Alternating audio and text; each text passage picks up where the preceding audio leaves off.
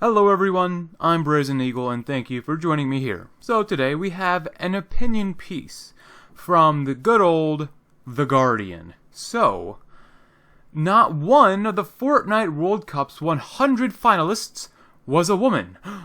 Why? By Keith Stewart. Oh no! The esports industry must attract female pro players to avoid replicating the sexism that blights other sports. Say it isn't so, Keith. So, this weekend, the best Fortnite players in the world gathered at Flushing Meadows in New York to compete in the game's first ever World Cup Finals for $30 million in prize money. Tens of thousands of spectators packed the famed Arthur Ashe Stadium to watch the action live, and many millions more viewed on Twitch and YouTube. Fortnite is, after all, one of the biggest entertainment brands on the planet, played by hundreds of millions. Amid all the hype and fanfare around the finals, however, one depressing fact remained unavoidable. Not a single one of the 100 finalists had internal ovaries. Oh my goodness, they all had phallic objects that protrude from their bodies. Gasp.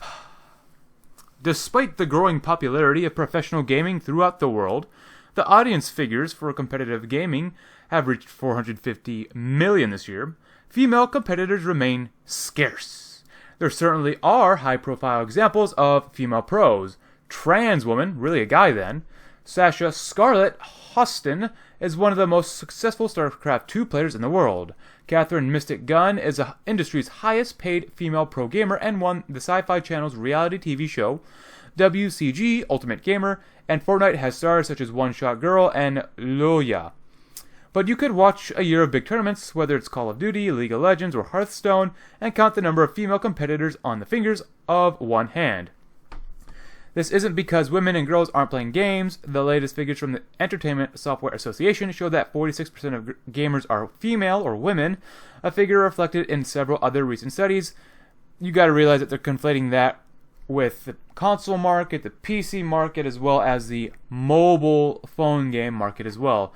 The female audience for esports is also growing. Figures collected by Nielsen suggested that almost a quarter of the pro gaming audience is female, and in some parts of the world it's much higher. So why aren't we seeing that reflected in the Fortnite World Cup? The easy answer, and the most correct answer, is because women weren't qualified. They weren't good enough. The heats were entirely open and held over 10 weeks, online. More than 40 million players competed with no restrictions on age or gender. The pro gaming scene likes to present itself as a meritocracy where pure talent is all that matters. I would probably argue that more guys lost in this tournament than females. At least most likely. This may be true in terms of the abstract qualifying rules, but the real issue goes deeper, and it's about why women are underrepresented across the esports spectrum. Oh no, don't tell me they're oppressed.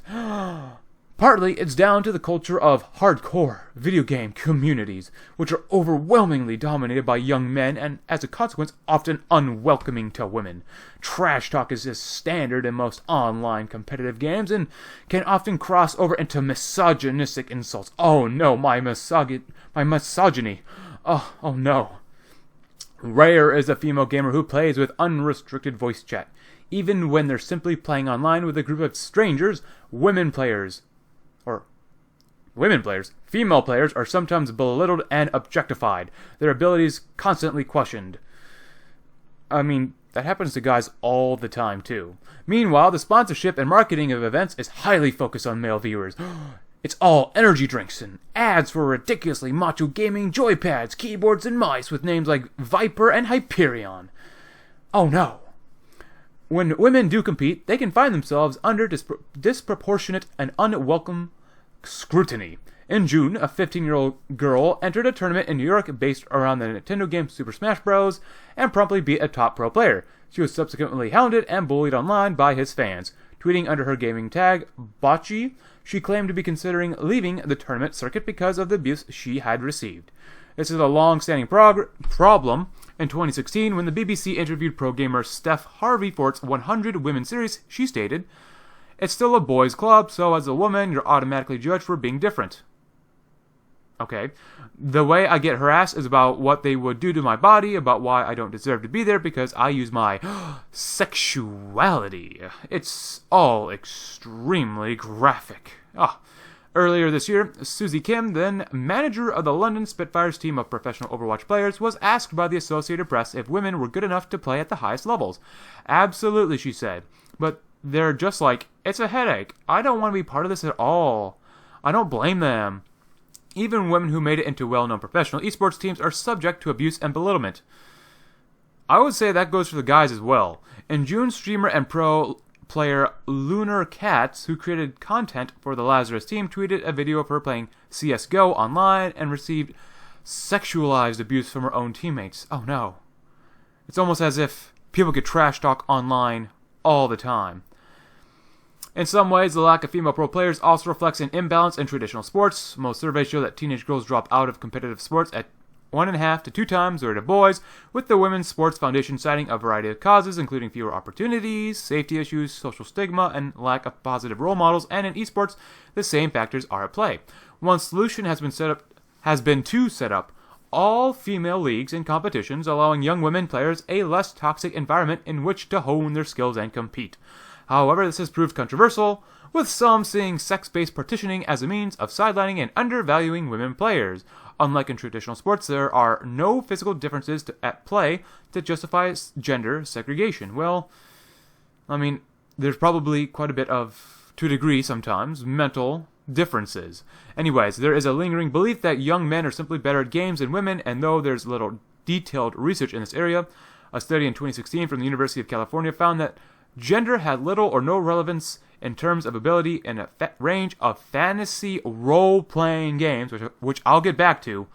The socio-cultural barriers, online gatekeeping, and suspicion with which female competitors are greeted are the more obvious barriers to their greater success right now. Oh no. If things are to improve, the onus is on the game publishers, event organizers, big-name sponsors, and team owners to attract and employ more female gamers to challenge the sometimes sexist culture of the competitive gaming scene through better moderation and stiffer penalties for abuse, for pros as well as amateurs, and to pay well-known female players the same as their male counterparts. Well, do they bring in the same amount of money as males? I would say probably overall, probably not. Fortnite is in a good position to attract more female professionals.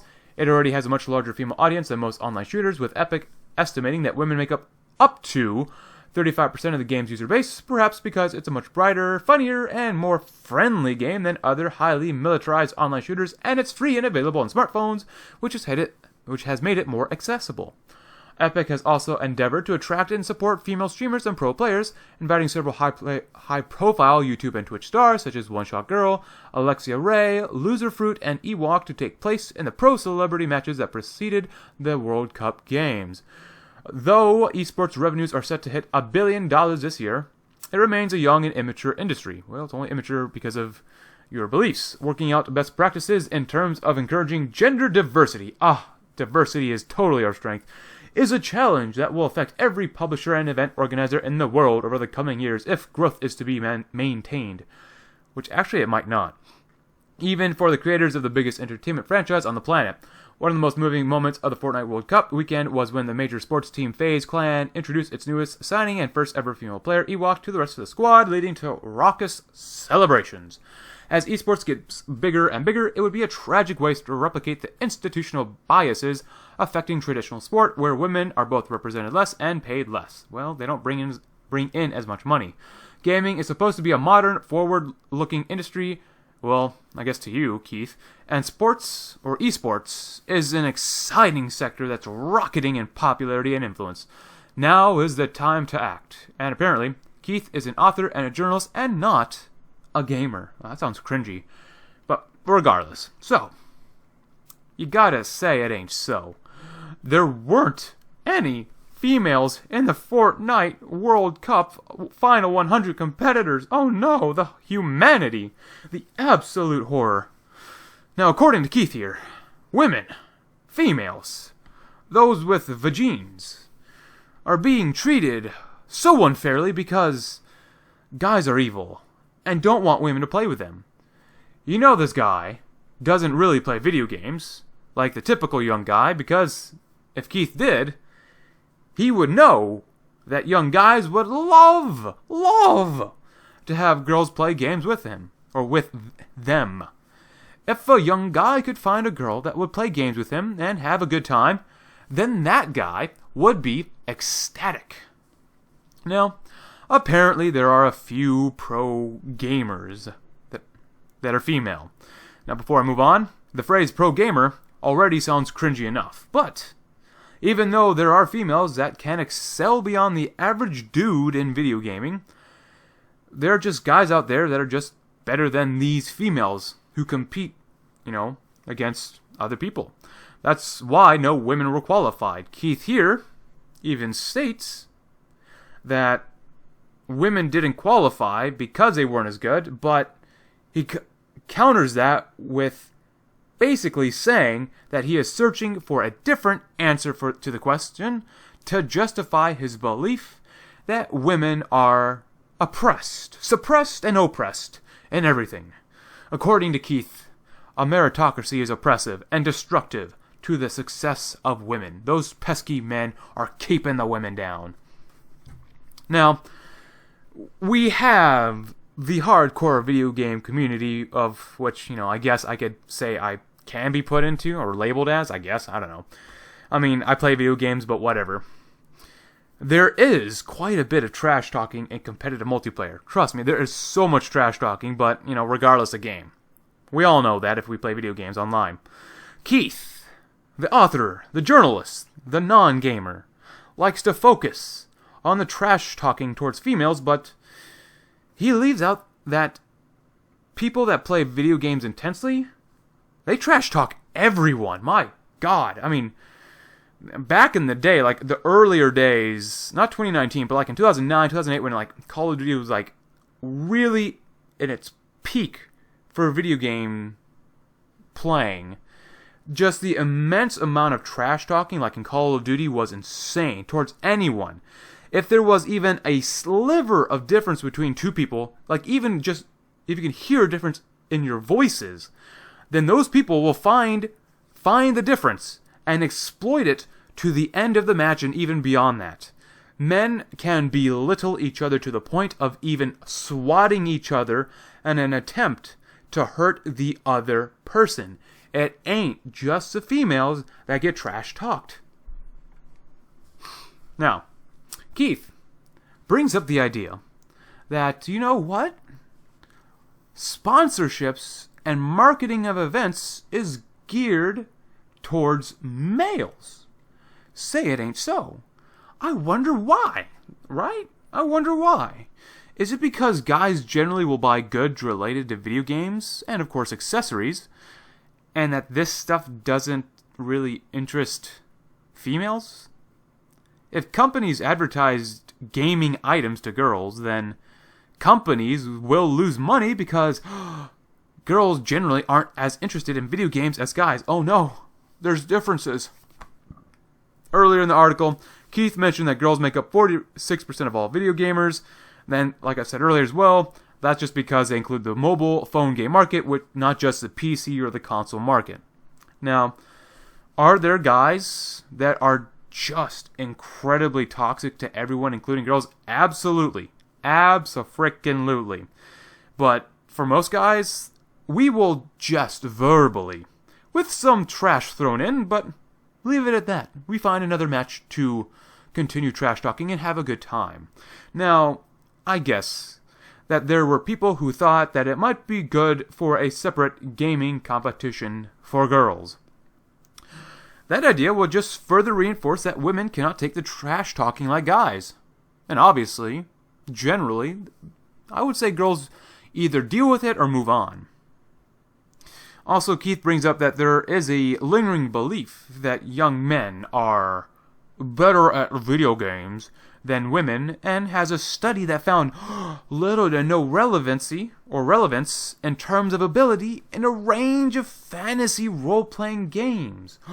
Oh no, he's got supposed science to back him up that sex, or I guess in this case gender, doesn't play a role in how good a boy or a girl or a trans person does in a video game. Now, Keith is absolutely not a gamer. He doesn't understand that in many RPGs, strategy doesn't always have to be used. In many fantasy RPGs, such as Ni no Kuni, you could just train to a higher level so that you can wallop your enemies. Of course, sex wouldn't determine anything when you can over-level your characters to beat the crap out of your enemies. It just makes sense. Now finally, Keith, and probably a few others like him, want game publishers, event organizers, sponsors, and team owners to employ more female gamers, encourage penalties for gender abuse, oh no, and to pay well-known females the same as males. Now that's a loaded sentence. He brings up that Fortnite has a good position to attract more female professionals. I don't know about you, but I would argue that females aren't the main demographic of Fortnite's audience. Up to 35% of Fortnite's audience is female. Up to 35%. That's about a third. I wonder who make up the other 2/3 of their main demographic. Does this demographic usually have an innie or an outie? Besides, while Fortnite is a top game at the moment, it's on its way down, and if it caters to increase its female player base, Fortnite could isolate away its young male demographic. Oh no. Now, I want to go back to the stiffer penalties for abuse that Keith brought up a little bit earlier. So, will this abuse penalties be applied to everyone? Or will it be applied only for males verbally taunting females? Are we going to have another situation with bully hunters? Oh, I don't know. Maybe we will. Maybe we won't. Will there be any equality applied in this? Or will it only be a one-way street? And of course, Keith had to bring this up. Talking about paying women less for playing video games? Come on, man. You know. Talking about paying women less for video games would only occur because the females don't bring in as much money as the males, much like professional soccer players. For example, like, what was it? The most recent World Cup in which the United States female team actually out-earned the male team through percentages. Go figure. Women actually earn more than their male counterparts. But, you know, whatever. Regardless, thank you very much for watching. I'm Brazen Eagle. Keith Stewart doesn't play video games, and I hope you have a great day.